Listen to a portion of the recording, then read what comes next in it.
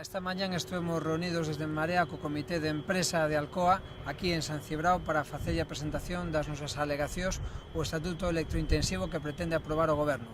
Un estatuto claramente insuficiente porque nos pensamos que é necesario estabilizar os precios da enerxía e facelo a costa de disminuir os beneficios das grandes empresas eléctricas.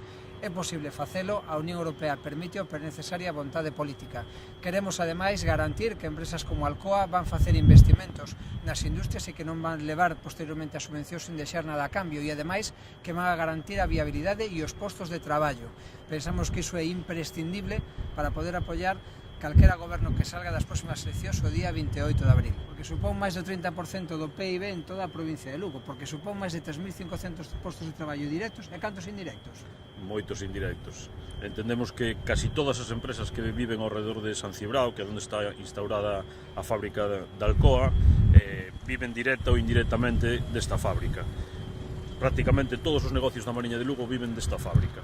Entón é imprescindible que se solucione o estatuto das electrointensivas porque tennos que dar unha viabilidade a largo plazo que permita que industrias como esta se manteñan durante moitos anos. Hai moitas familias que viven directamente desto. Moitas familias. Aquí prácticamente todo o mundo, tanto librerías como farmacias, todos os negocios da Mariña viven da xente que traballa en Alcoa.